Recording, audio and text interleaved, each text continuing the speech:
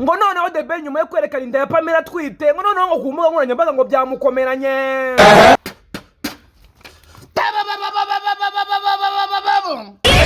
ngo hari umupfumu witegereje video ya The Ben ari kwerekana inda y'umugore we mu ndirimbo ye yasohotse yitwa Tururavu. ngo arangije yikoza ku mbuga nkoranyambaga arangije aramubwira ngo abazimu ngo bamubwiye hamwe ngo nazanyabinyinga ibintu yakoze ngo ntago ari byo. uwo mupfumu ati nakamaramaza noneho gufata inda y'umwana wawe wa mbere ukayishyira ku karubanda. hari abafana banditse muri comment ngo The Ben wariye hit muri za 2008 ubu urashaka kuvuga yuko afite umwana umwe. abandi batabo bazimu bakoshya kuvuga famiye ya The Ben bashe. abazimu bashe mu izina rya Yesu. Kanawe umufana wa za Musanze yanditse muri comment ati ngabo bazimu nabo bakurambere bari kuzana gatunambwene kuri The Ben wacu niba baramufashije gutera inda cyangwa bakamufasha gutanga inkwano ngubwo bafite icyo bavugiraho. ngo ariko niba nta kintu bakoze ngo bajye kuzimira ku gahinga. hari n'abakomeje kubwira The Ben ngo nagenze gake kuko Kigali ibintu byarakomeye ngo kubera yuko ngo se w'umwana amenywa na nyina ngo kuko kwifotoreza ku nda y'umugore utarapimisha DNA bishobora kugukomerana. ngo kuko byabaye ku nshuti yawe y'akadasohoka Muzehe Platinius aka Baba. The Ben kuko dufite igitaramo ku itariki ya mbere yo kwa mbere kuri Bonane. sinzi niba uri kumva icyo kintu. Uwitwa umupfumu rutanga rw'amaboko yagize ati duhane duhanurane ngo utwite aratwikira ntatwika ngo yimanukire ejo kuzamuka byamugora amagarukirane muri rwa ruziga rw'ubuzima butazima. atinda y'umubyeyi irubahwa ikubahirizwa ntiyanikwa ku gasozi. asoza agira ati muzibaho mwagatsindwa mwe. mu yandi makuru wa musore wiyita injangwe ku mbuga nkoranyambaga yaratubeshye ngo yakomeje gutangaza yuko ngo ubukwe bwa Naomi ngo bushobora gupfa kubera ko ngo umugabo we ngo yamuciye inyuma. ntihatiye kabiri kuko twabonye bwa bukwe yavugaga yuko bwapfuye abanyirabwo bari mu murenge bamanitse incakwaha. turangije turavuga tuti niki cyatuma umukobwa yemera gukora ubukwe n'umuntu wamuciye inyuma cyangwa niko zubakwa. reka ntangire mwiyumvire.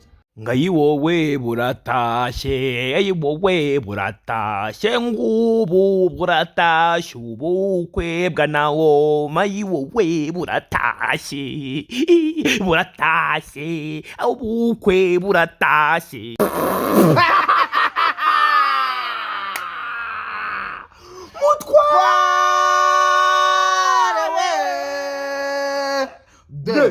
mutware erega mutware irafatika erega mutware iramirika mutware namwana uskaravoma mutware energy drink imbaraga z'igihugu kandi zubaka.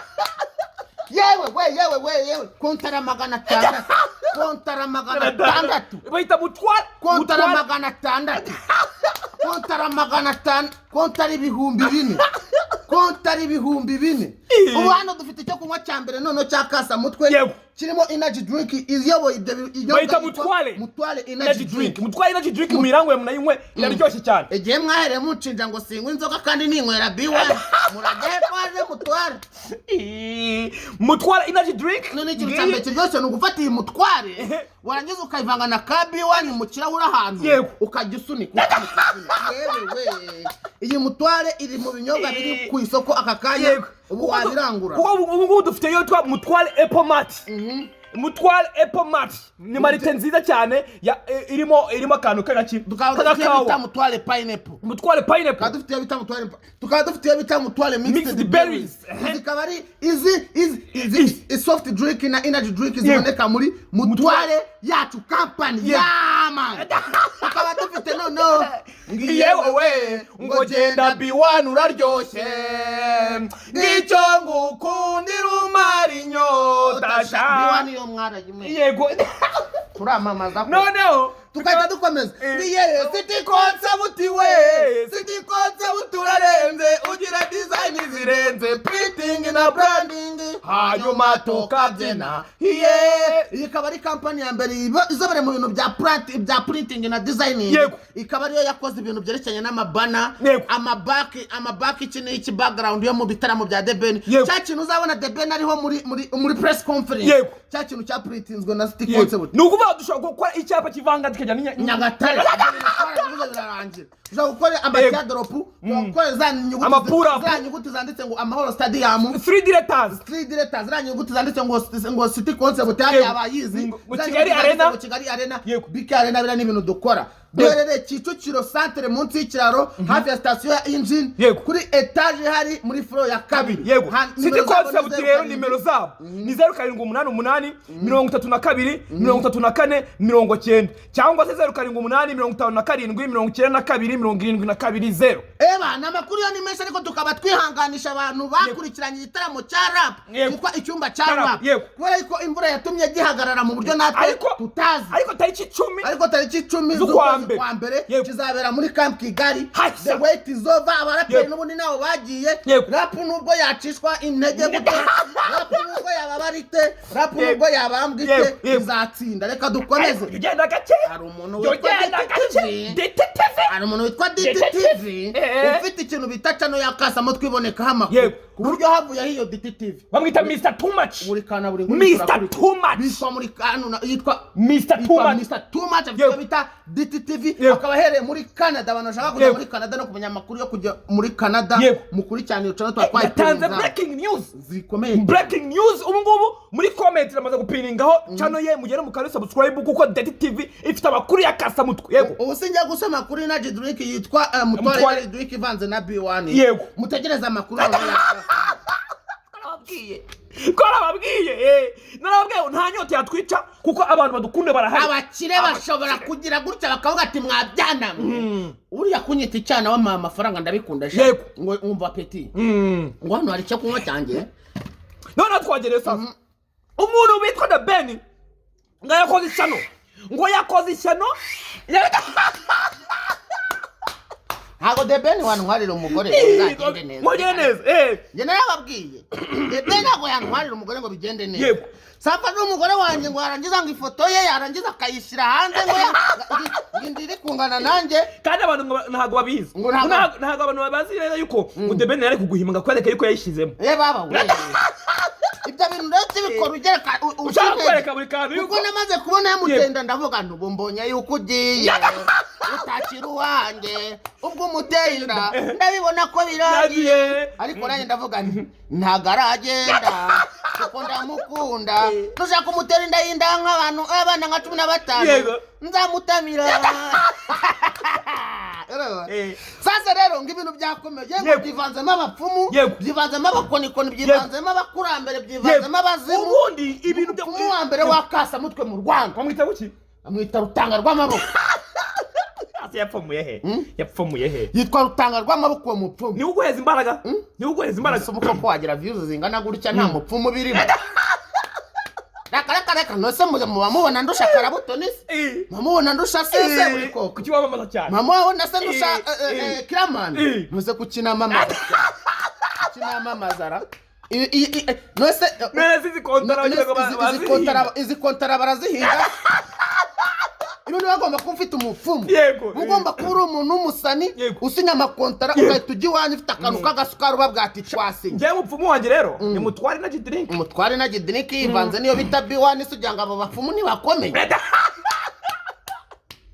wagize ngo Rutanga arakora Rutanga nta kazi arimo reka mu muntu witwa The Ben Rutanga yamukwenguye byageze biterera sasa yageze aravuga ati wa mupfumu we oya Rutanga yagiye ku mbuga ze arandika ati ibi bintu birababaje cyane ati se nikijya kwabaje mupfumu wacu dukunda atari wagukubise tirekareka ati hari umuntu wakubuza nabi tirekareka ati mbabajwe na The Ben ni The Ben kutamubya kubabaza uwo mufana wabivuze umwo gake reka nsubike mu ka Mutware mixed the berries nkomeze mbabwire ibyo bya Mutware arongera ati The Ben arambabaje ati The Ben kutamubyaye kubabaza ate ati yafashe inda y'umugore we wa mbere uyu mwana we w'imfura arangije arayanika kandi ibyo bintu abazimu ntago babikunda. Turavuga ati abazimu ntago babikunda ariko abafana turabikora. Hano turareba ngo abafana n'abazimu ninde ufite intege. Abo bazimu bawe barakora. Ngumwana rero nguzi gusoma Bibiliya neza. Ngacyuvuga ibintu byivazemo abazimu. Ngizovuga ngo abazimu bashye. Undi aravuga ati njyewe ati abantu batabikunda. Umupasiteri wasezeranyije The Ben avuga ati sitwamujyanye imbere y'Imana. Yego. Ati none abazimu nibo batangiye kugira inama umuntu wamujyanye imbere y'Imana. Yego. Tabo bashye. Ariko abafana ndabakunda cyane. Yego. Bavuze ati The Ben nibyo wateye inda. Yego. The Ben nibyo bajya batanga ibitekerezo bitandukanye. Ati nibyo umuntu bitarutanga rw'amaboko akomereye nabi ku mbuga nkoranyambaga. Yego. Ndagushinja gutera inda ukanika inda. Mukayitaragaza nk'ubunyobwa. Ariko ibibazo tugiye kubaza no mupfumu sinzi niba ari bubisubize. Yego. Ati abo bazimu bawe bafashe The Ben gutera inda. Ati bamufatiye akaboko muzima umupfumu atashwe. None sabo bakora basi se baba baramuhaye niburi ntwererano. Reka ati basi sabo bazimu byibuze batanze n'akamodoka kamwe gatwara abantu baherekeje umugeni. Ati basi sabo bazimu nabo bakurambere uri kuvuga bajya bagura nikire byibuze n'agakoma k'umwana tuzabasaba agakoma k'umwana. Ati shwita tabo bazimu nibagomeze bazimu. Abazimu nta kintu bamaze. Tabo bazimu bashye. Itoka Satani mu izina rya Yesu. Abakurambere bakuriye ubusa. Kandi ibyo bintu kubivuga ku muntu uhagarara Imana z'u Rwanda hano mu gihugu cy'u Rwanda. Imana z'u Rwanda? Imana z'u Rwanda n'abazimu? Abazimu burani beza cyane. Uzayibaze bita rutanga rw'amaboko. Abazimu? Iyo uvuze ngo abazimu bashize ukuntu burari rutanga rw'amaboko akureba. Abazimu nibo bamugaburira.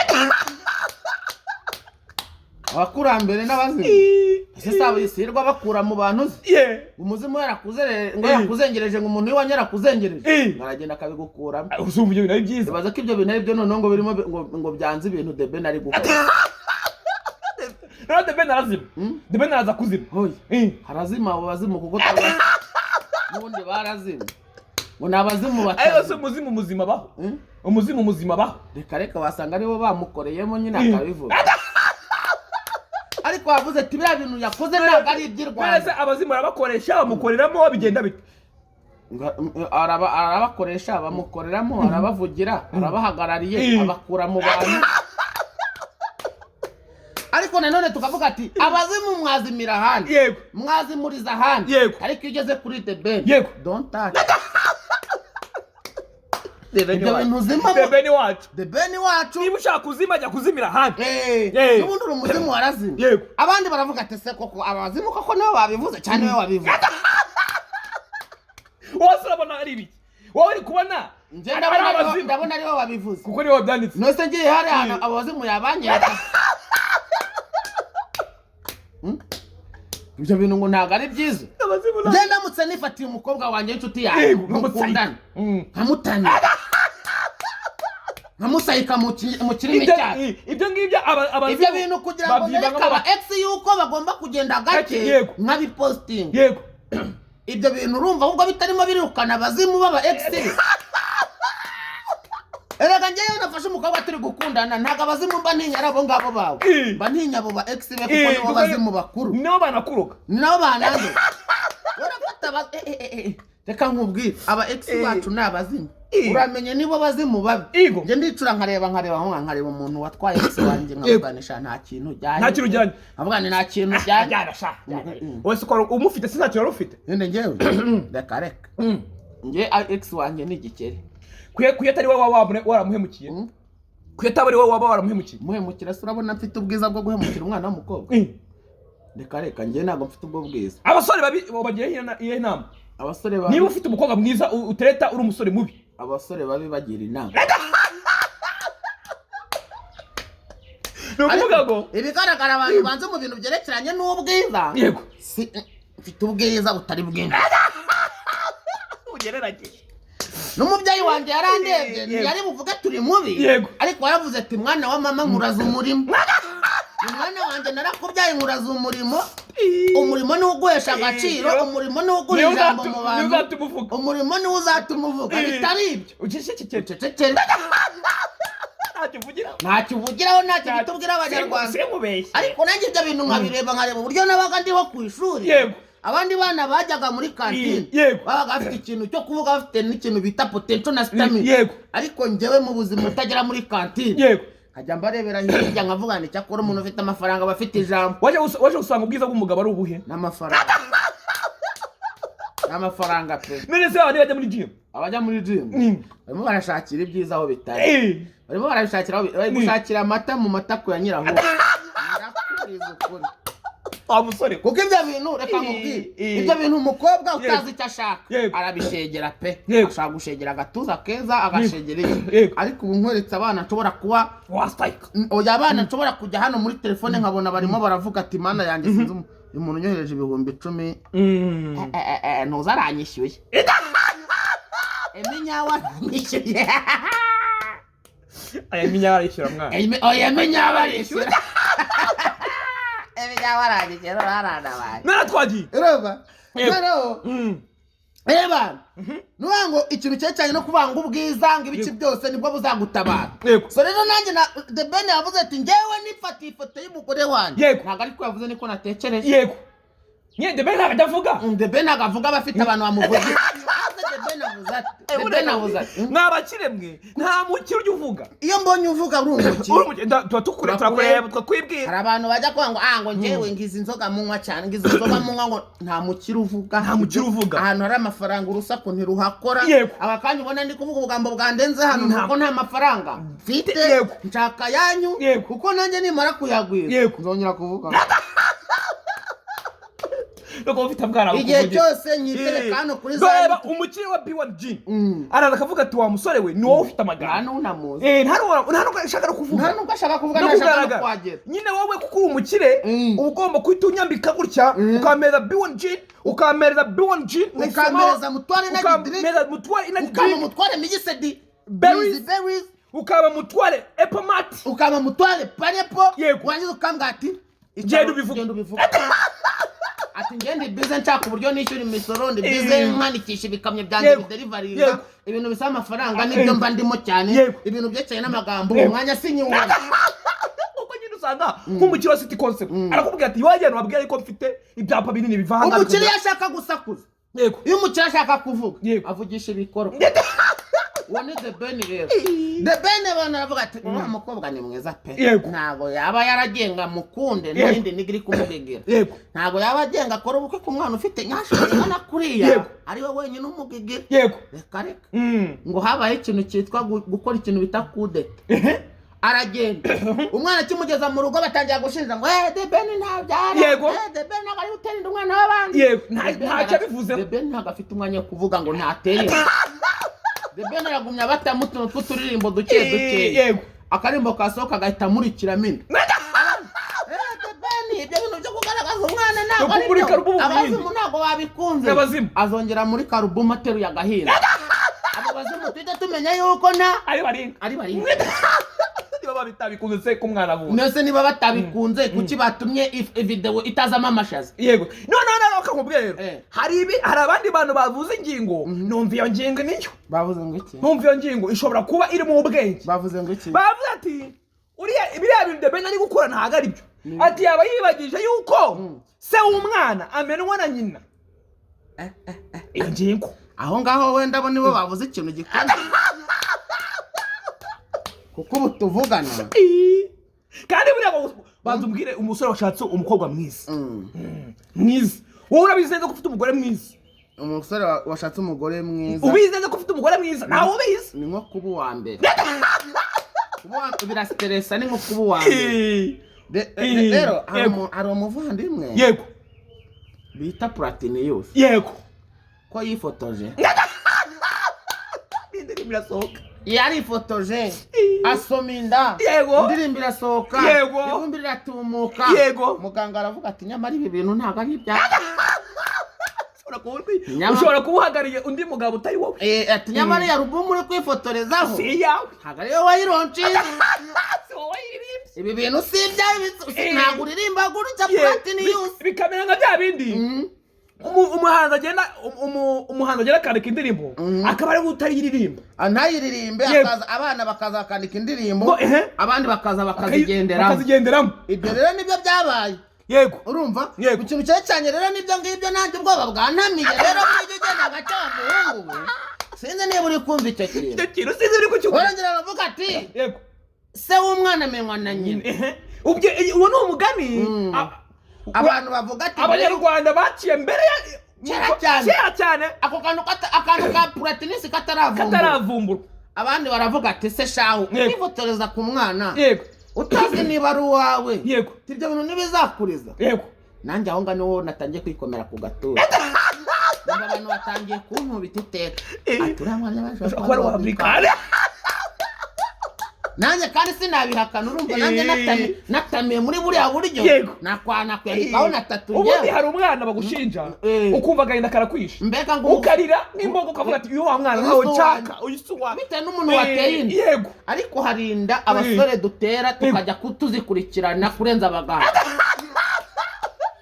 ubwo uzimvumbuye nk'umwana wa Sina Gerard inda nkayimutamika yego ubwo se wambwira ngo bayikuyemo najya murarira nk'umuyede amurarira nk'umuza ari abazamu bararira amashopu ya nkavuga nkasanga nateye umwana wa Sina Gerard yego reka ntabwo umujyanama w'ubuzima iyo ndi bigomba kuvuga agacurane kazamuka ngurisha urupyiko atakira imbwa ya Sina Gerard ubwayo igira ikibazo nzana ikinini nkaba umukozi wo mu rugo kwa Sina Gerard nkurikirana umwana wanjye wagwaye uko umwana bazaguhindurira ubuzima ariko mbega ngo bagushinjije inda wenda tuvuge umwana wo kwa ngofero yewe we yego umwana ni wowe washingiyeho kuva ku wa mbere kugera ku wa kabiri nta kintu azi gukora mbese ufashe umwana nk'urugero uteye inda umwana wa yaka oya tuvuge urugero ndi umukobwa yego ukantera inda yego wayatama wazaze kareba umuntu ukabona ubwiza zero umuco zero wenda zero amafaranga igasigaye ni akazi amafaranga zero ari gucungira kuri uncence gusa nayo watamiye wasinze ari umwana usanga ari kwirukankaho kandi kumbe niyo ucice witamiye wasinze akavuga ngo shanga ibintu sibyo no kuba uri kunshinja iyo nda nakuriye nasi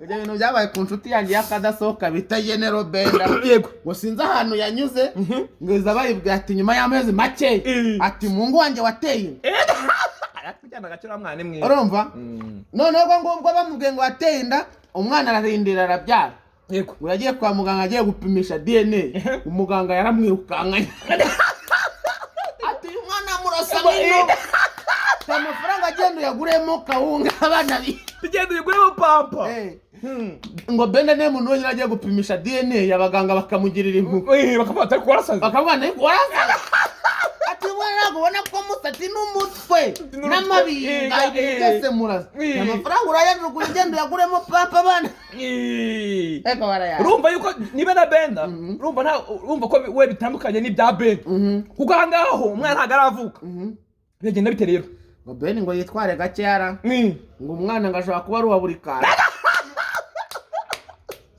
Debeni mu marira cyakora rubanda bazi kwitera iteka ngo Debeni mu marira ngo yamushyizemo ngo buri kara ibaza ariko ndahantu uri guserebura yuko njyewe natamiye umwana ariko buriya ngo na Patinius ngo hari agasore rwose ngo bikeye ko yaba ari mubyara we ibintu byaba byarase ko byarangije kwambara isura mbi abambwa ko umuntu ari mubyara we ariko ngo tuzabigendanemo neza ndakwifatishwa gake gake ngo ni mubyara wanjye ngo nugire ikibazo ngayakara kanahita nk'umwana yakubyara hirya kwase ngewe hano ntabwo umwana wanjye waza umutamira ngo nurangiza umubwira ngo uri mubyara noneho rero sasa kwa Miss Naomi byagenze bite Miss Naomi ko byakomeye Miss Naomi akabaye ngo yamaze kwibikaho icyana sha baravuga ko nabukwe batabugeze intorezo aye mutware we mutware baravuga ngo nubwo yamuteye inda ngamuca inyuma ngo none basezeranye mutware dore gafite umukobwa ufatika ariko se reka nkubwire buri ngo ubona uretse i Kigali ubona hano i Kigali ariko ikintu gishobora gutuma umukobwa bamubwira ati umugabo wawe ari kuguca inyuma bakaguma bakabana uwo mugabo aramutse afite amafaranga, iyo ni impamvu ya mbere. impamvu ya mbere akavuga ati ndashaka yuko ibyo bintu azabikora twarashakanye tugakora divorce tukagabana zero ndani kwa ndani. Ati reka mwihorere yigire nkaho ntabibonye, reka nce inyuma nigire nkaho ntabibonye, mubabarire sha dukora ubukwe burangire big time. akubwira ati wancaga inyuma big time, mwihorere big time, mwihorere. iki nicyo gihe ngo tugabane. 2025 is my year. Indi mpamvu ya kabiri, impamvu ya kabiri rero ni igihe, ariko ibyo ngiye ntabwo ifatika, igihe yaba aryoshye, igihe nk'ubagabo mwahuye nawe yaba aryoshye, ari we uryoshye, chocolate boy, chocolate akagumya yihakana umwana ariko kavuga ati yago namuhakanye ibintu byose, namushinja ibintu byose, tareke bigeze mu bintu byahungenze arabizi kabisa, acimaka kabisa, acimaka. Impamvu ya gatatu rero buriya, yego, ushaka gutuma umukobwa yemera nubwo waba uri kumuca inyuma akakuguma iruhande, yego, uri umudiaspora.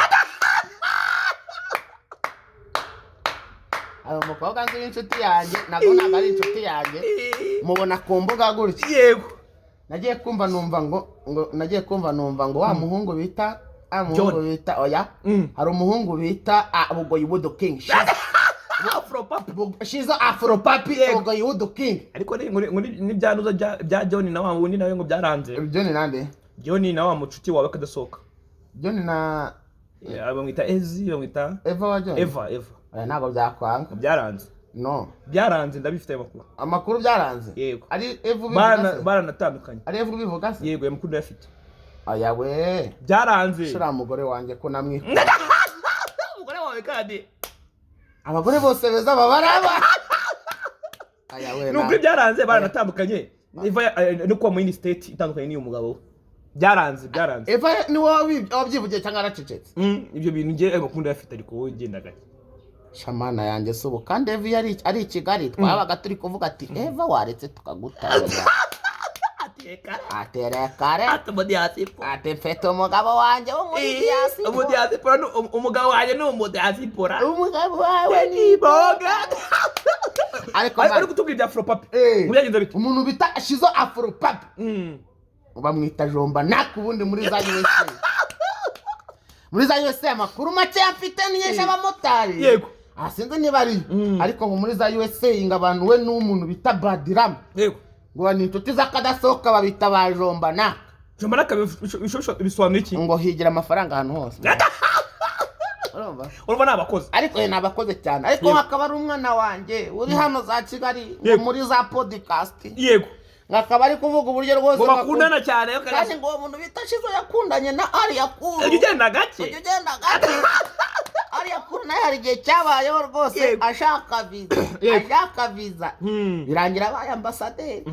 Urabiza Ariya ni ambasaderi, ajya ku mafaranga ya UN. Yego. Noneho rero ibyo bintu rero nibyo bakeka yuko bishobora kuba biri kuba kuri Messi nawe, ariko tukibaza ati se niba inshuti y'akadasohoka yo ku mbuga nkoranyambaga bita ipusi ku mbuga yaragiye kavuga ati umuntu bita Naomi bari kumuca inyuma ejo tukabona ubukwe. Yego. Ibintu ni bibiri. Swat agafaransa kenshi cyane. Naomi ashobora kuba wenda yavuze ati reka tubukore tuzagabana amafaranga. Ikindi gishoboka, indi possibility, indi probability ishoboka, yego, Naomi ashobora kuba avuga ati umuntu ashaka umubundi bwene gihugu buryoshye, agira ubwene gihugu bw'ibihugu bibiri, u Rwanda na Ethiopia. Ariko zo kugushakira kuri possibility ya mbere ishoboka nuko ayo makuru wumvishe yaba ari ibinyoma, ataramuciye inyuma. Ariko se koko umuntu ufite ubwiza ubwenge n'umuco bamuca inyuma, ariko bivuga ko atari wenyine ubigira wenyine. Umuntu ufite ubwenge ubwiza n'umuco se bamuca inyuma akabimenya abakomeza ubukwe. Yego, iyo ufite umuco buri ugera icyo bita kwihangana, niho hazamo ikintu bita ngo niko zubakwa. Yego, kandi uri umuco nyarwanda kuva kera niko zubakwa n'akantu umuntu ukobwa w'umunyarwanda agomba kuba yibitseho. Kandi buriya amafoto y'umugabo nibwo buryo bwe ukabyubaha. Ariko se ko Naomi buri akose sha muntu waca inyuma Naomi nawe yaba ari indashu. Ego Naomi ntago afite nyashi. Yego, nyine ubugabo bw'abadirede nyine bavuze ko ari ubwa Satani. Ego Naomi ntago afite nyashi, ariko karaga face ubwako karahagije. Ni full package. Hari ukuntu umuntu afite isura nziza cyangwa hari igice cye cyiza gishobora kuba cyatuma ibindi bice byawe byose tubabara nk'ibintu byiza ku buryo rwose nubwo njyewe ari agasura ushobora kuba ufite nubwo hasi wawe uteye nk'ingurube tukaganira. Yego noneho hari na nyacyo ushobora kuba ufite nubwo waba ufite umutwe w'ingurube ejo nubwo waba ari umutwe w'ingurube nabwo tukaganira. za Pamela nubwo Pamela aba afite no mu maso heza urako Pamela buriya ubona ari nk'iyentenge yaba afite nayo yangajyaga yanga indenge nayo ni nziza kuko buriya akantu yavuze kumva uburyo kaje Ben kubujaje bebe yirwa n'ibirori mu rugo bebe urajika bebe nishu urajika uratikebiye cyangwa urandika birahari urajika mayonnaise urajika nutozi cyangwa urandika bebe nabayeho mu buzima buri gucimba ndobo ubayeho nka debe no unera ubuzima ubayeho urajiki none kurya byonyine ubwabyo birasekeje n'ibirori kurya bwabyo n'ibirori none umwana uri kubivuga mu buryo busekeje